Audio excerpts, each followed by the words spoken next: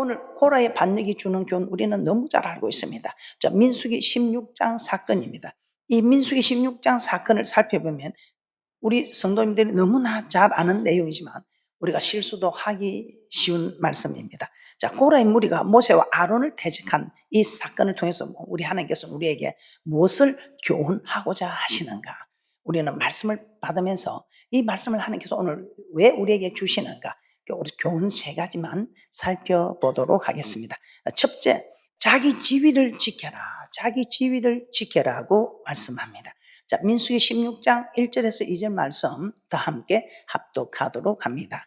민수기 16장 1절에서 2절 말씀입니다. 시작. 레이의 정손 고하세 손자 이사의 아들 고라와 르벤 자손 엘리압의 아들 다단과 아비람과 벨렛의 아들 온이 땅을 짓고 이스라엘 자손 총회에 택감을 받은 자 곧 해중에 유명한 어떤 족장 250인과 함께 일어나서 모세를 거스리느니라.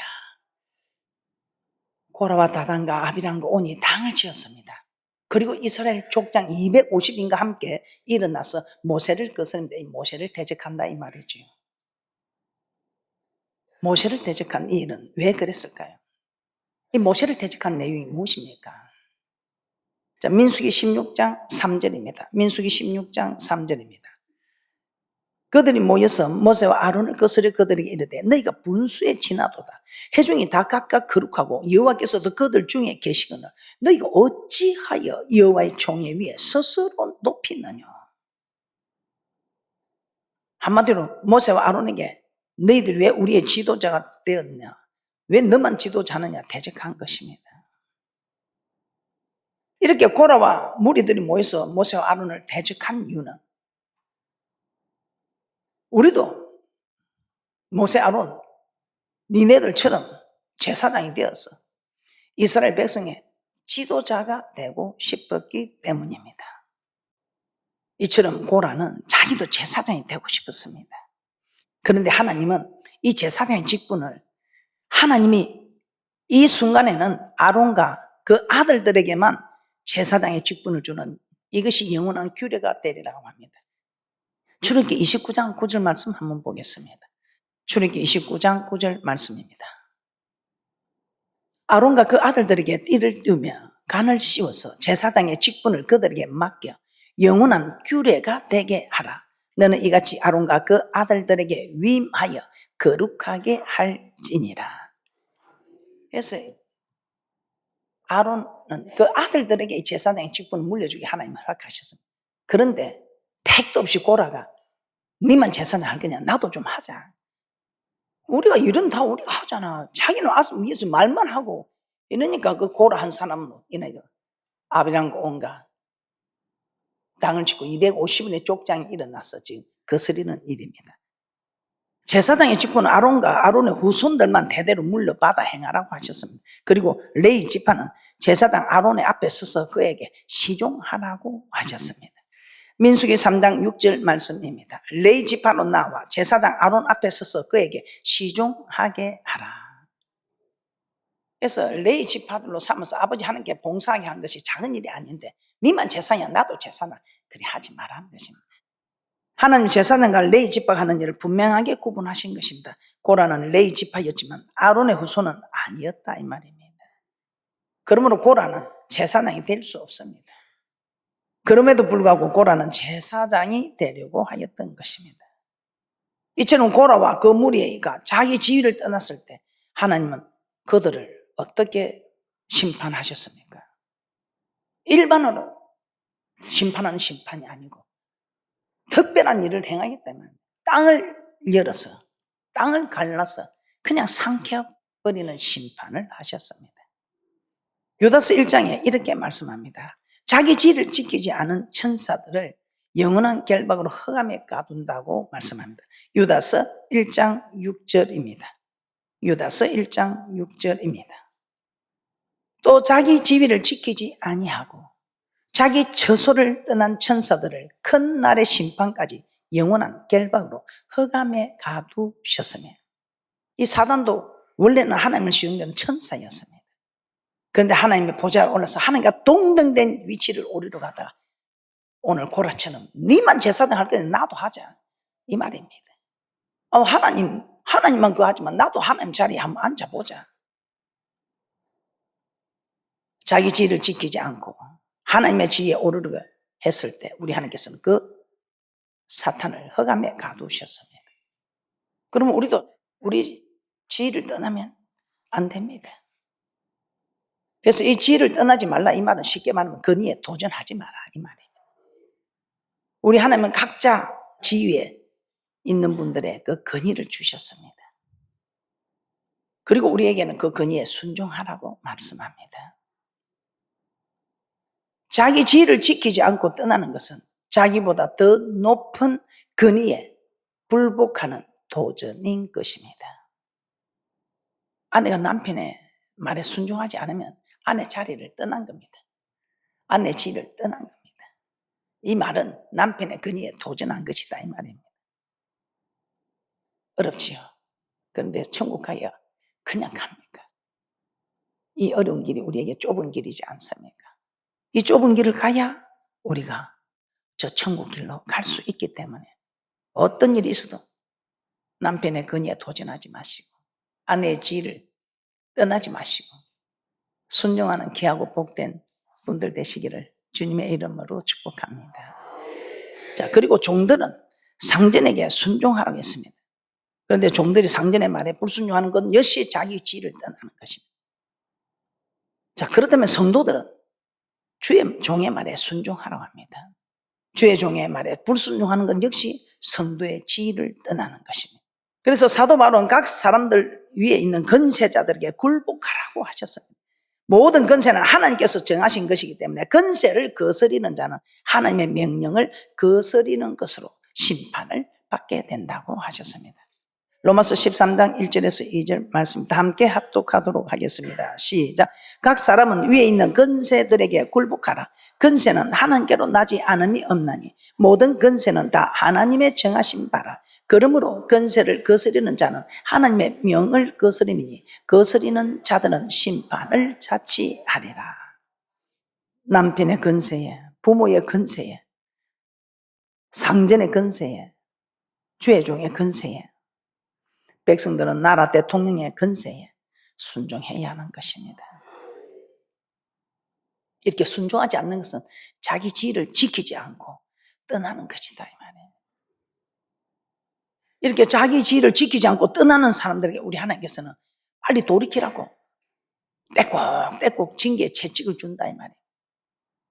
징계의 채찍뿐이니까 나중에는 심판까지 들어갑니다. 그래서 오늘 이 말씀을 너무나 잘 알고 계시는 귀하신 여러분들은 이제는 여러분 자신도 자기 지위를 지키고 우리의 자녀들도 자기 지위를 지킬 수 있게끔 지금부터라도 자녀들에게 잘 가르치는 축복자들 되시기를 주님의 이름으로 축복합니다. 오늘 우리 하나님께서는 이 고라의 사건을 통해서 우리에게 주는 교훈 두 번째, 한 사람이 중요하다는 것입니다. 한 사람이 중요하다. 한 사람이 중요합니다. 자, 고라와 그 무리들이 모세와 아론을 대적하였을 때 하나님은 그들을 다 멸하려고 하셨습니다.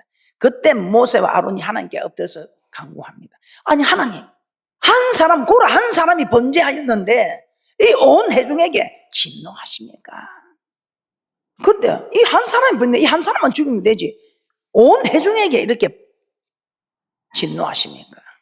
민수기 16장 20절에서 22절 합독하도록 합니다. 시작. 여호와께서 모세와 아론에게 일러 가라사대 너희는 이 회중에게서 떠나라. 내가 순식간에 그들을 멸하려 하노라. 그 두 사람이 엎드려 가로되 하나님이여 모든 육체의 생명의 하나님이여 한 사람이 범죄하였거늘 온 회중에게 진노하시나이까. 모세와 아론은 한 사람 고라가 범죄하였다고 합니다.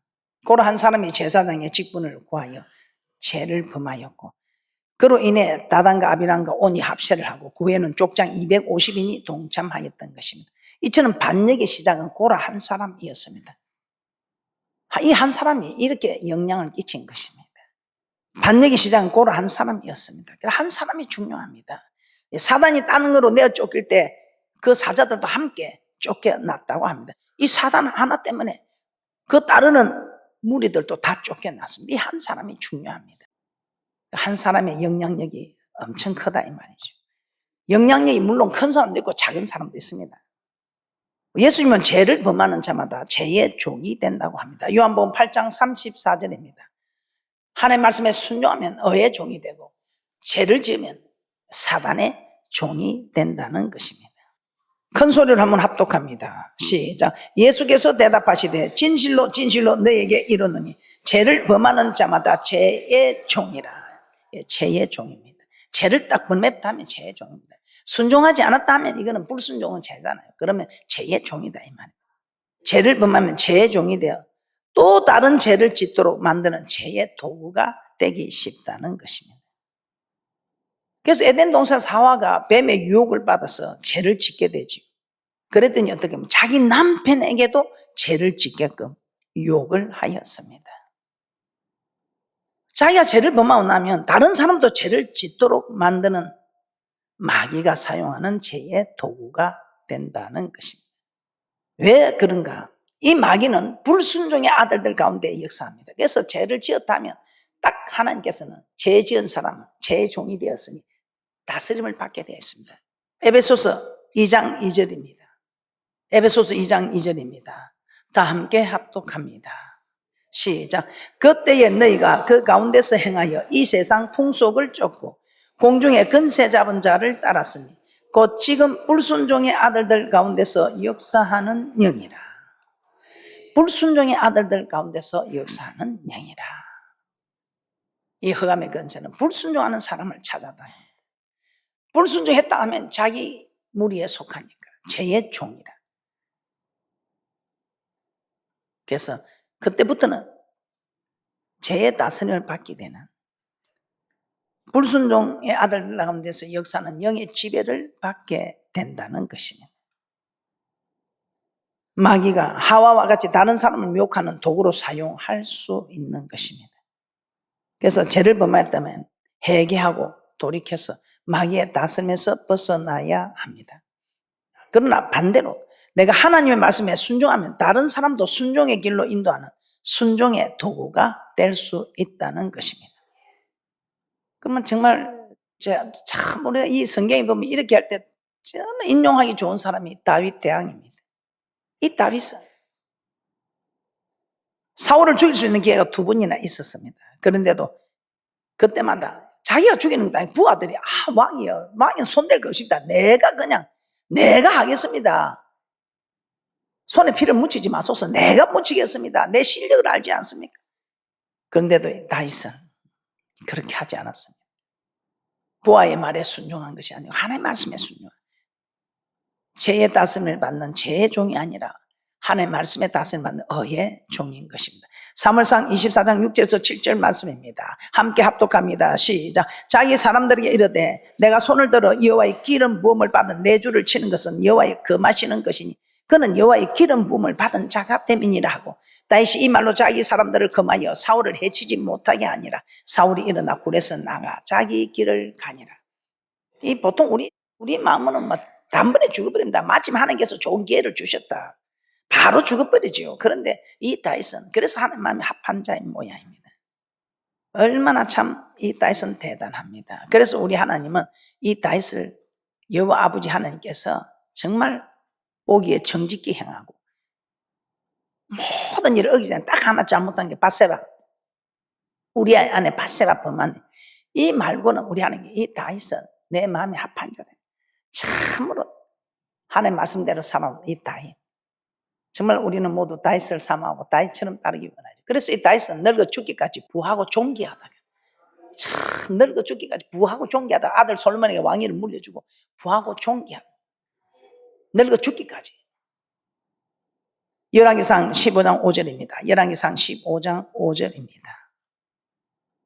이는 다윗이 햇사람 우리아의 일 외에는 평생에 여호와 보시기에 정직히 행하고 자기에게 명하신 모든 일을 어기지 아니하였음이라. 자, 그래서 우리 하나님이 얼마나 이 다윗을 좋아했습니까? 그런데 이 다윗은 평소에도 하나님의 말씀에 순종하며 살았기 때문에 다른 사람도 말씀대로 순종하게 살도록 하는 선한 영향력을 끼치는 한 사람. 오늘 고라처럼 악한 영향을 끼치는 사람이 아니라 선한 영향력을 끼치는 죄를 범하면 죄의 도구가 되고, 죄를 짓게 만들고, 선을 행하면 선한 도구가 되고, 다른 사람도 선을 행하게 만들 수 있다는 것입니다. 그러므로 우리 내 한 사람쯤이야 뭐 이렇게 해도 뭐 괜찮을 거야. 내 한 사람쯤 하지 마시고, 한 사람이 이렇게 영향력을 끼친다는 걸 아시고, 선한 영향력을 끼치는 귀하고 복된 분들 되시기를 주님의 이름으로 축복합니다. 세 번째, 우리는 오늘 이 말씀을 통해서 교훈을, 세 번째 교훈이 무엇이겠습니까? 저는 역사의 교훈을 기억하라. 우리가 역사를 왜 알아야 됩니까? 이 역사를 통해서 다시는 이런 일을 되풀이지 않는 역사를 통해서 교훈을 얻게 하기 위함이다 이 말이에요. 그래서 이 역사가 중요합니다. 이 역사를 중요하시는 분들은 정말 이 교훈을 통해서 다시는 멸망하는 일을 따르지 않고 일어나고 천국 가는 귀하고 복된 분들 되는 축복이 있을 줄 믿습니다. 자, 민수기 17장 1절에서 3절 말씀입니다. 함께 합독합니다. 시작. 여호와께서 모세에게 일러 가라사대 너는 이스라엘 자손에게 고하여 그들 중에서 각 종족을 따라 지팡이 하나씩 치하되 꼭 그들의 종족대로 그 모든 족장에서 지팡이 12를 치하고 그 사람들의 이름을 각각 그 지팡이에 쓰되 레이의 지팡이에는 아론의 이름을 쓰라. 이는 그들의 종족에 각 두령이 지팡이 하나씩 있어야 할 것이니라. 이스라엘 12지파 이름이 쓰인 지팡이를 해막 앞 정극계 앞에 두었습니다. 그리고 이튿날 모세가 들어가 봅니다. 웬일입니까? 아론의 지팡이에만 꽃이 피고 살구 열매가 열렸다고 합니다. 이것을 모세가 이 지팡이를 들어서 이스라엘 모든 자손들에게 보여주었다고 합니다. 그리고 모세는 이 아론의 쌍난 지팡이를 정극의 앞으로 가져다가 거기 간직하여 패역한 자들에 대한 표징이 되게 하여 원망을 거치고 죽지 않게 하리라고 하였습니다. 그래서 이 아론의 쌍난 지팡이를 볼 때마다 야 니만 제사장이야 나도 좀 제사장 하자. 자기 지위를 지키지 않고 권위에 도전할 때 어떻게 됐나? 이 땅이 입을 열어 다 삼켜버린 이 사건을 기억하라. 이 아론의 쌍난 지팡이를 해막 앞 정극의 앞에 두었다고 합니다. 민수기 17장 8절에서 10절 말씀입니다. 민수기 17장 8절에서 10절 말씀입니다. 시작. 이튿날 모세가 정거의 장막에 들어가 본즉 레이 집을 위하여 낸 아론의 지팡이에 우미 돋고 순이 나고 꽃이 피어서 살구 열매가 열렸더라. 모세가 그 지팡이 전부를 여호와 앞에서 이스라엘 모든 자손에게로 취하여 내매 그들이 보고 각각 자기 지팡이를 취하였더라. 여호와께서 또 모세에게 이르시되 아론의 지팡이는 정극의 앞으로 도로 가져다가 거기 간직하여 패역한 자에 대한 표징이 되게 하여 그들로 내게 대한 원망을 거치고 죽지 않게 할지니라. 하나님 택한 자는 아론과 그의 후손들이다 이 말입니다. 내가 택한 자는 아론과 그의 후손들인데 어디다가 제사장 자리를 탐냈냐 이 말입니다. 하나님은 아론의 지팡이만 꽃이 피게 하여 열매를 맺게 하므로 하나님께서 택한 자는 아론과 그의 후손임을 보여주셨습니다. 그리고 그 지팡이를 정극의 앞에 두게 하여 이스라엘 자손들이 보고 고라와 그 무리들이 행한 죄와 그 결과를 기억하라고. 앞으로는 이런 죄를 범하지 말라고 이것을 교훈하시기 위하여 아론의 쌍난 지팡이를 정극의 앞에 두라고 하셨습니다. 자, 성경을 통해서 보면 하나님은 중요한 사건이 있고 난 후에는 반드시 그 사건이 주는 교훈을 잊지 않도록 하신 것을 알 수 있습니다. 하나님 이스라엘 백성들에게 만나를 내려주신 후에는 항아리를 가져 그 속에 만나 한 오멜을 담아 정급판 앞에 두어 간수하라고 하셨습니다. 출애굽기 16장 32절에서 33절 말씀입니다. 출애굽기 16장 32절에서 33절 말씀 다 함께 합독합니다. 시작. 모세가 가로되 여호와께서 이같이 명하시기를 이것을 오멜에 채워서 너희 대대 후손을 위하여 간수하라. 이는 내가 너희를 애굽 땅에서 인도하여 낼 때에 광야에서 너에게 먹인 양식을 그들에게 먹이기 위함이니라 하셨다.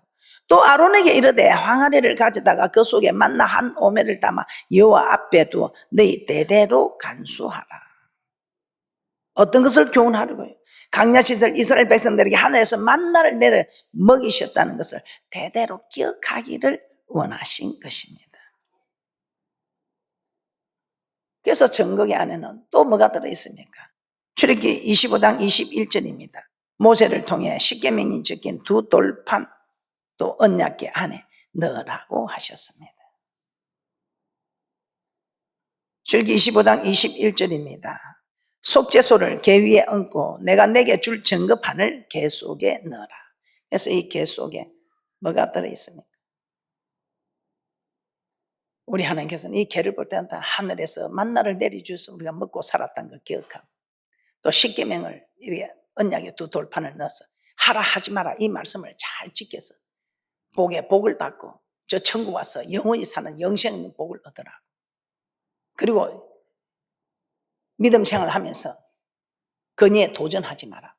이것을 교훈하시기 위하여 이 언약궤 안에 이 세 가지를 넣어서 교훈하는데, 오늘 우리 하나님께서는 건의에 도전하지 말라는 아론의 쌍난 지팡이를 통해서 우리에게 교훈하고 있다는 것입니다. 이 궤를 오늘 언약궤라고 하기도 해요. 하나님과 우리 사이에 택한 자와 맺은 언약이 들어가 있습니다. 십계명의 돌판으로. 그리고 증거가 나타납니다. 이렇게 살면 축복을 받고 이렇게 살지 않을 때는 어려움이 옵니다. 왜? 그 어려움을 통해서 돌이키라고. 하나님은 이스라엘 백성들과 맺은 그 언약의 말씀을 자자손손 기억하라고 하신 것입니다. 그 외에도 이스라엘 백성을 애굽에서 인도하신 내신 후에는 유월절을 제정하셨습니다. 그래서 유월절을 제정하시고 그 날을 기억하라 하셨습니다. 오늘 이처럼 우리 하나님께서는 유월절을 제정하시고 또 하나님께서는 성찬식을 행하게 하십니다. 이 성찬식을 통해서 이 예식을 행하여 나를 기념하라. 사사기 2장 7절입니다. 사사기 2장 7절입니다. 합독합니다. 시작. 백성이 여호수아에 사는 날 동안과 여호수아 뒤에 생존한 장로들은 곧 여호와께서 이스라엘을 위하여 행하신 모든 큰 일을 본 자의 사는 날 동안에 여호와를 섬겼더라.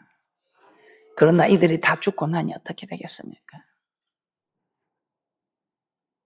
다 죽고 나니 하나님 일을 알지 못하는 이들이, 그건 뭐 진짜 누가 봤나? 없어. 그분들은 하나님의 살아계시면 아는데 이분들이 다 돌아가시고 나니까.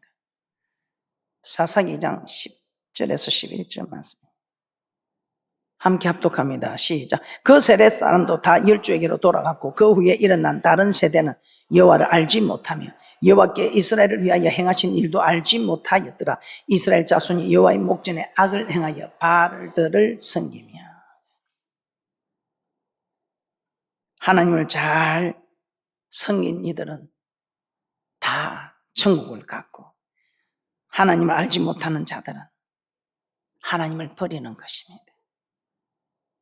오늘 이 사건을 통해서 우리는 하나님을 잘 섬기는 언약궤 안에 만나를 담은 항아리, 언약의 돌 위 아론의 쌍난 지팡이를 넣고 대대로 간직하라고 하신 것. 그래서 우리는 이 언약의 정극이 안에 있던 이 일들을 깨닫고 안식일을 비롯해서 절기도 지키고 성전도 만들어서 하나님을 기억하고 잊지 않게 하신 것입니다. 어떠한 우리는 말씀을 각하하여 이 말씀이 주는 교훈을 통해서 믿음이 더욱더 자라는 귀하고 복된 분들 되시기를 주님의 이름으로 축복합니다.